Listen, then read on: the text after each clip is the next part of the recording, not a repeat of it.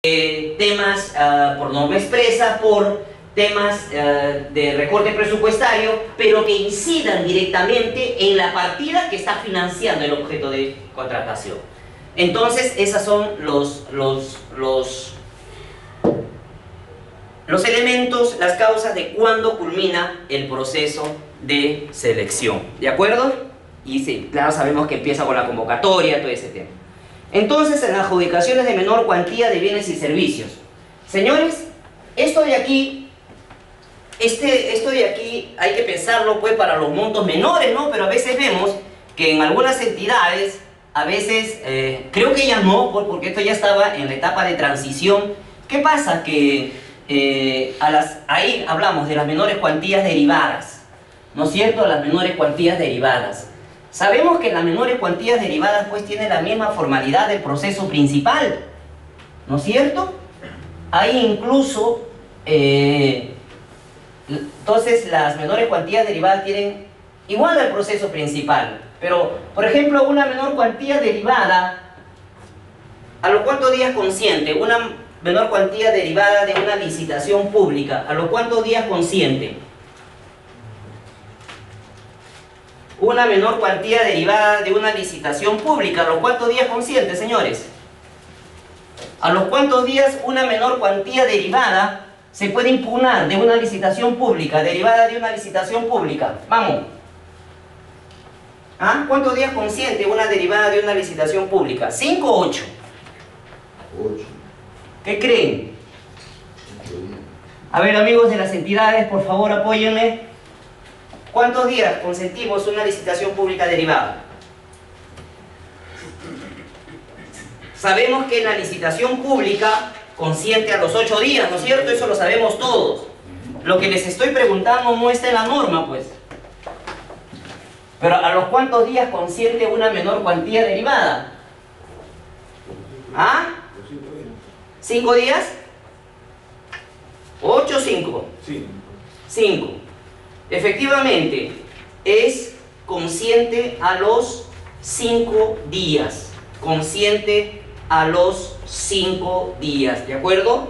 La menor cuantía derivada, entonces, consciente a los 5 días. Sustento jurídico, pronunciamiento 414-2011-DTN. ¿Y a los cuántos días se impugna? 5 o 8. ¿Ah?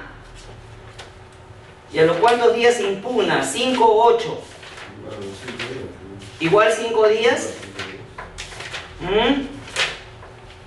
Efectivamente, la resolución de tribunal para menores cuantías derivadas, 408-2012-TC-S2, señala que la impugnación es 5 días. Y a este pronunciamiento señala que consentimiento es 5 días. ¿De acuerdo, señores? Ojo que más antes hay una resolución de tribunal, pero no para que se confunda, esto es un tema histórico ya. Esta resolución de tribunal 1825, hay que verlo así ya para no deprimirnos. 2012 TCS2 señalaba que la impugnación era a los 8 días. ¿Ya? Pero ya no era para temas de historia. 8 días. Pero viendo la lógica, como enseñaba su compañero, tanto el consentimiento como la impugnación son a los 5 días. ¿Ello qué quiere decir? Que las menores cuantías derivadas, si bien son los mismos requisitos de la licitación pública, ello es que tenga que notario. Hoy sabemos que con la nueva modificatoria, así haya notario, puede ir un juez de paz, ¿no es cierto? Siempre y cuando el notario no pueda estar con licencia, ese tema. Antes no, antes había ese tema, el juez de paz solamente cuando no había notario. Y es en esa lógica que ustedes tienen que resolver el examen. Carta fianza, constancia notaria inhabilitada, todos los requisitos del proceso principal, pero para plazos, sí, de la menor cuantía, 5 días. ¿De acuerdo? ¿De acuerdo, señores? 5 días. Entonces, hay que verlo así, la menor cuantía derivada. Ahora, regresemos entonces. Y esos son los precedentes que les estoy señalando que sirven sustento para ello. Sabemos que la menor... ¿alguna pregunta? Sí, doctor, sí, por favor. ¿Podría recalcar un poquito el tema de lo que es delegable y no delegable? Ya. La entidad señala en la norma que hay figuras que definitivamente no son delegables. Ahora, estaba viendo incluso ahorita un pronunciamiento en la mañana que estaba otro tema mediante una nueva figura. Por ejemplo, en caso de las empresas del Estado, ¿quién se encarga de... gracias por tu pregunta, me lleva a esto. Uno más, ¿ven? Pero ya en precedentes. Cuando el comité especial hace uso de la discrecionalidad en una empresa del Estado, ¿quién es el que se encarga de ver esa situación? ¿El titular, el gerente o el directorio? Las normas, la opinión esta señala que es el directorio. Ahora, ¿y es delegable? Esta opinión señala que no. Ya ves, su pregunta, señor, me lleva a ver un tema por opinión que señala, ¿y qué otro más? Yo le pregunto, la facultad del directorio para fiscalizar la conducta discrecional que tuvo el comité, ¿es delegable o no es delegable? ¿Nos agarran, sí o no? Porque eso no está en la norma, eso está en una opinión.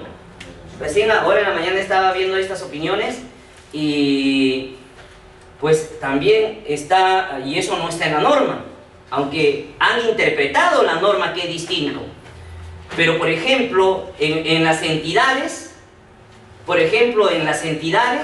ahí sí dice, el titular de la entidad es quien fiscaliza el tema de la supervisión de cuando el comité ha hecho uso de la discrecionalidad. Y ahí sí dice que es delegable, ¿de acuerdo? Pero ojo que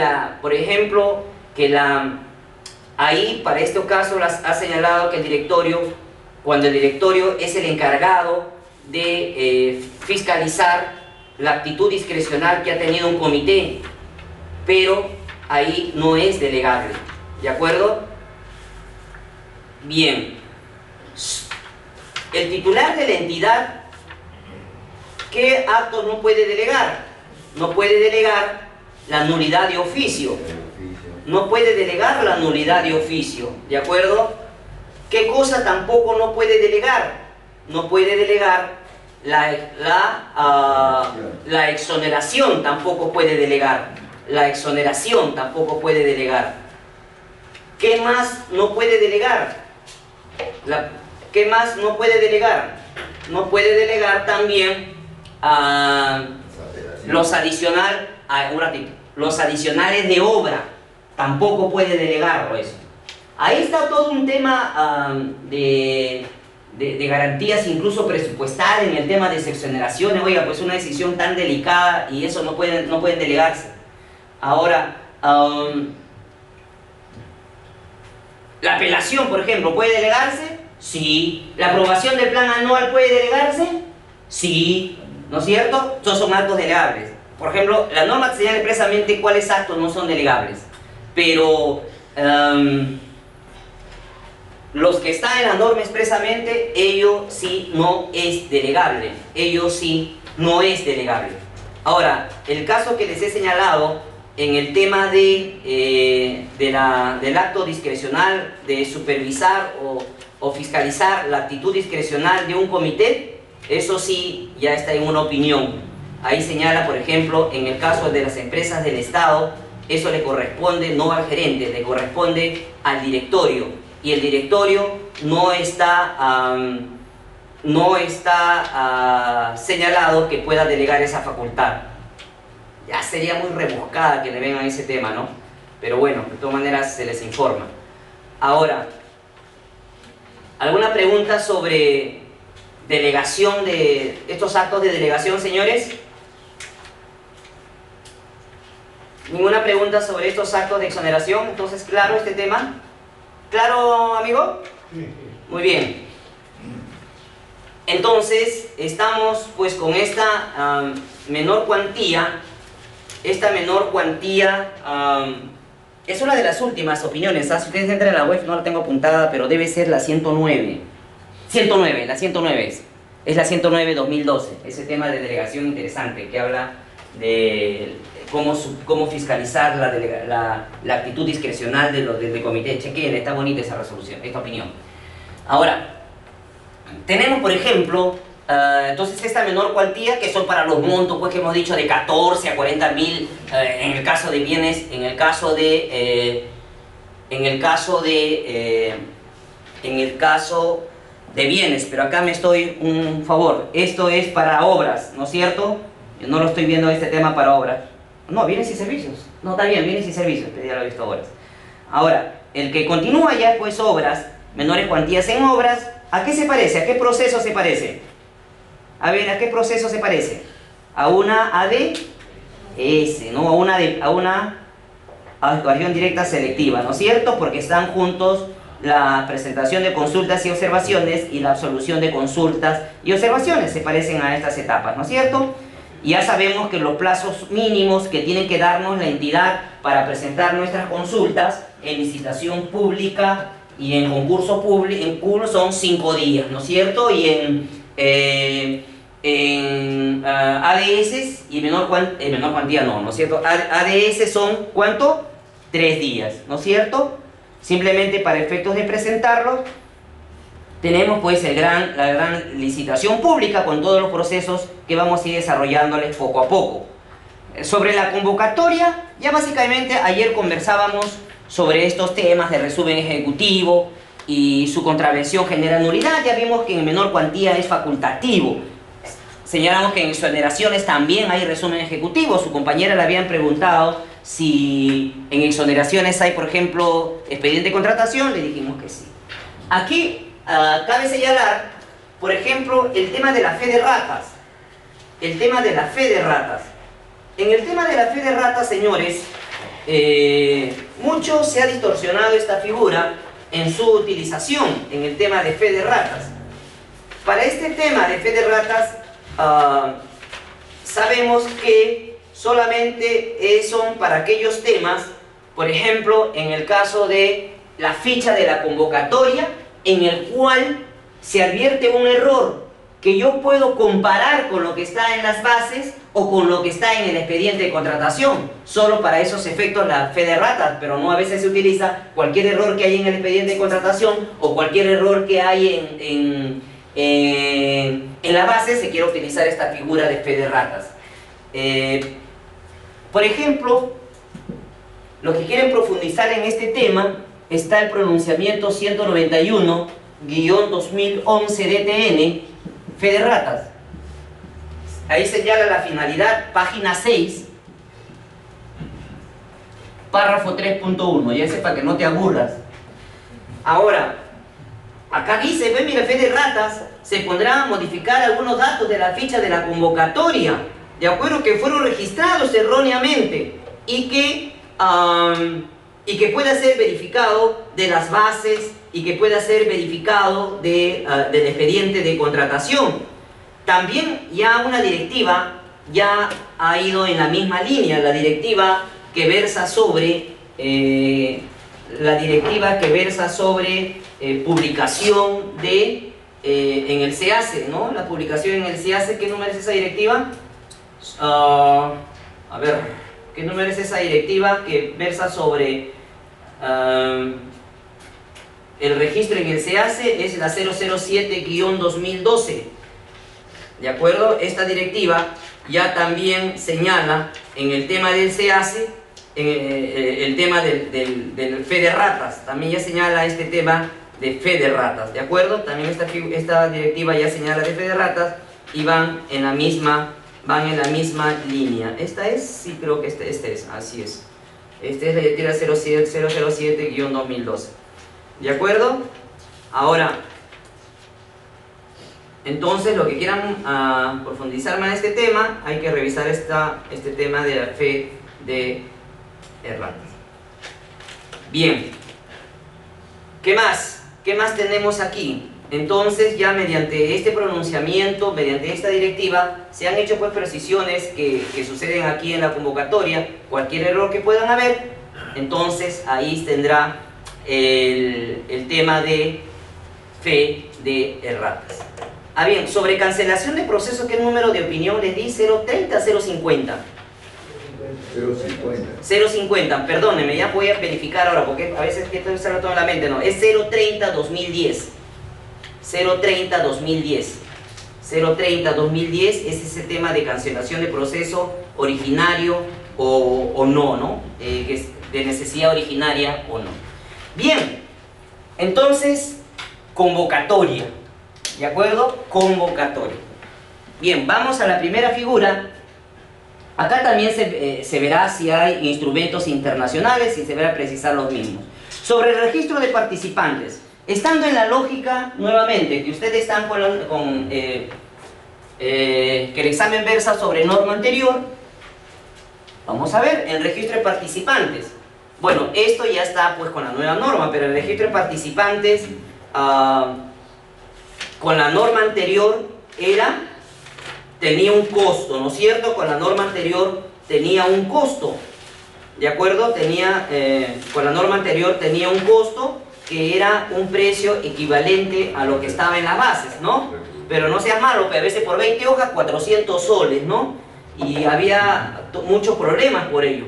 Entonces, el registro de participantes, si bien tenía un costo, este tenía que responder solamente a los montos que correspondan a las bases. Y ahí, por ejemplo, no debería incluir gastos de terceros, no debería incluir gastos de viático, movilidad, nada de eso. Por ejemplo, para esos efectos tenemos con la norma anterior. Señores, ¿se están ubicando con la norma anterior o los estoy confundiendo? Porque necesitamos ver la norma anterior, porque ustedes van a dar el examen con eso. ¿Qué opinan? ¿O se están mareando? Vamos, ¿qué opinan? Sí, tenemos que verlo, porque ustedes van a dar el examen en esa línea. ¿De acuerdo? No debería ser así, ¿no? Porque ustedes están con la nueva norma, pero van a dar ustedes con esa lógica, con la norma anterior. Ni se les ocurra dar el examen con la lógica actual, con la norma anterior.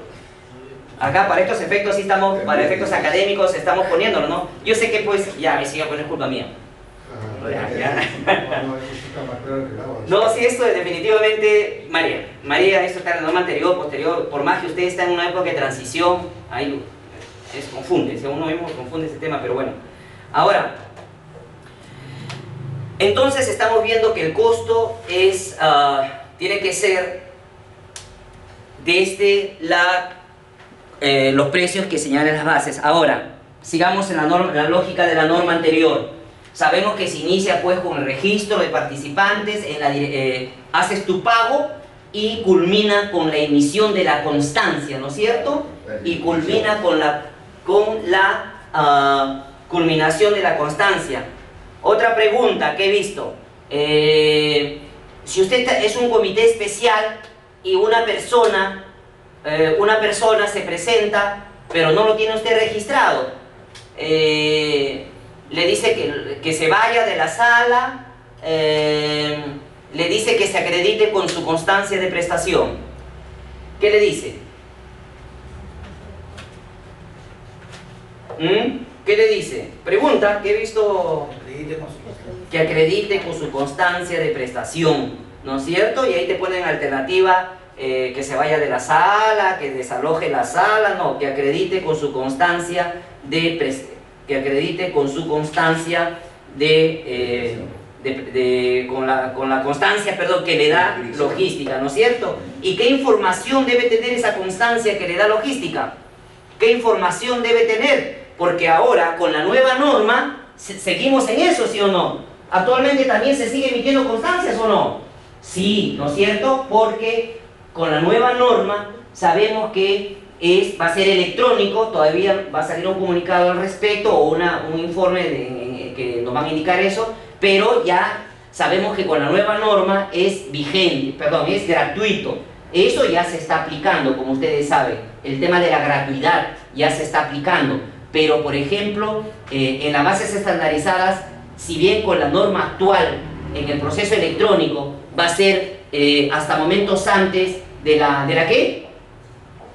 De la presentación de propuestas, sin embargo con la norma anterior sabemos que es hasta el día siguiente de la integración de las bases, ¿no es cierto? Y seguimos en esa lógica con la norma anterior. Entonces seguimos emitiendo pues constancias. ¿Qué datos tiene que tener la constancia? ¿Qué datos tiene que tener esa constancia que te da, que le da logística? ¿Qué datos tiene que tener esa constancia que le da logística? ¿Ah? El pronunciamiento 057-2011-DTN señala que en su página 9, que es la información que tiene que tener la constancia, ojo los privados, que para que vean pues aquí información básica es lo que tiene que tener, y para las entidades ya este pronunciamiento está señalando qué información debe tener la constancia o recepción o constancia o cargo de recepción, número y objeto de proceso, número y objeto de proceso. ¿Ah? Fácil, también puede ser pregunta, ¿qué datos no van ahí? Número y objeto de proceso, nombre y firma,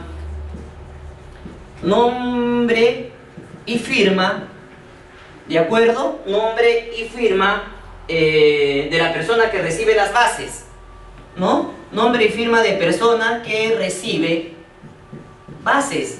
¿Qué más? ¿Qué datos más debe tener la constancia según este pronunciamiento? ¿Ah? Día y hora de recepción. Día y hora de recepción. Día y hora de recepción. ¿De acuerdo? Entonces estamos viendo que estamos viendo estos datos. Esta información sirve con la norma anterior y con la nueva norma. Bien, vamos a la nueva norma, a la norma anterior. Alguien, usted, yo me acerco, digo, vengo a registrarme, ¿ya? Vengo ¿de qué empresa viene usted? Vengo de la empresa XSA. Le tengo que pedir una constancia o un poder. A ver, dame pues algún poder, acreditarme algún poder o no. Con la norma, estamos con la norma entonces anterior. ¿Ah? ¿Debe acreditar con un poder o no? No necesariamente. No necesariamente. ¿Qué creen? ¿O no? ¿O sí? Cuando alguien se acerca, por ejemplo, le preguntan a ustedes si una persona natural viene a nombre de una persona jurídica, ¿hay que pedirle, señores, algún tipo de poder? Cuando se va a inscribir. No, pues, no, así es. No hay que pedirle carta simple de representación legal, para nada. Así lo señala el pronunciamiento 292-2011 DTN. 2011 DTN. En la etapa de registro de participantes, no solicitar al que realiza el registro la carta simple de representante legal. ¿De acuerdo? No pedir. ¿De acuerdo? No pedir. Ah, muy bien. No pedir. Ahora, sigamos con la lógica de la norma anterior. Con la lógica de la norma anterior. Con la norma anterior, el que se registra debía presentar el PRIN del RNP para registrarse, porque la norma anterior señalaba que tiene que acreditar, ¿sí o no? Ya, tenía que adjuntar el PRIN del RNP. ¿Qué dice?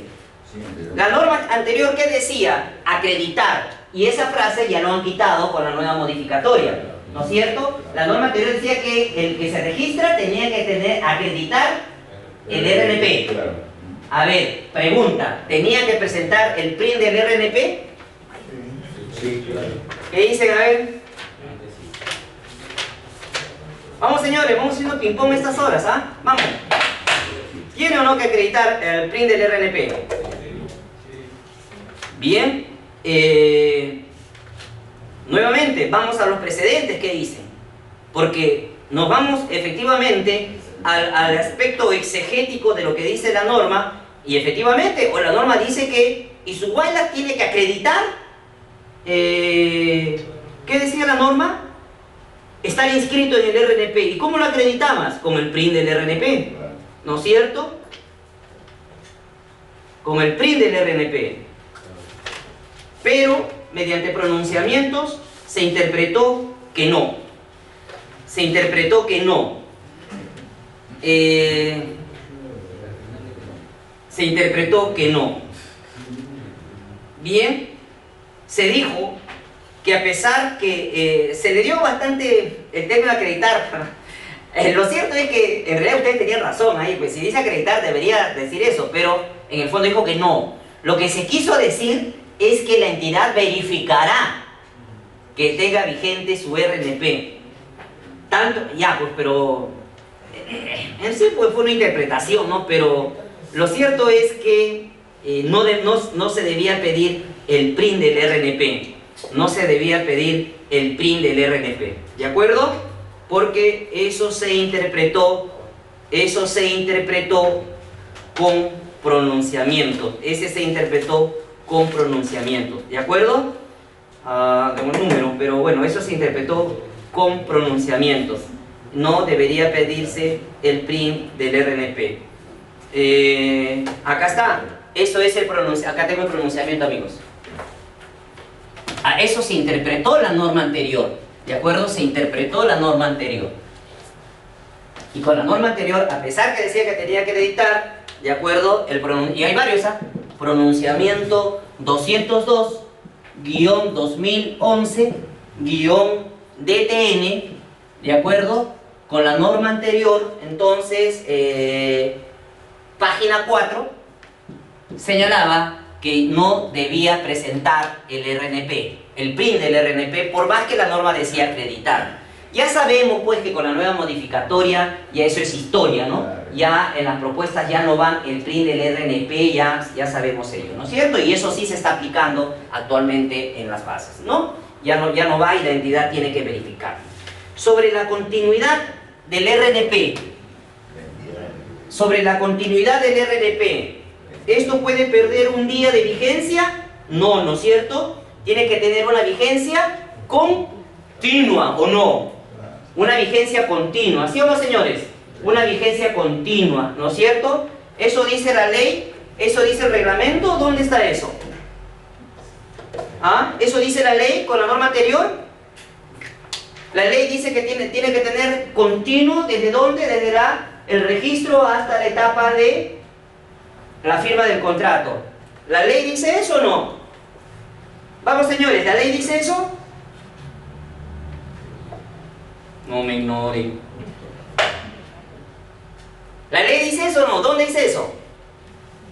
Se ha interpretado efectivamente, pero acá lo tenemos, por ejemplo, la resolución de Tribunal 419-2012-TC-S1. RNP vigente, RNP continuo.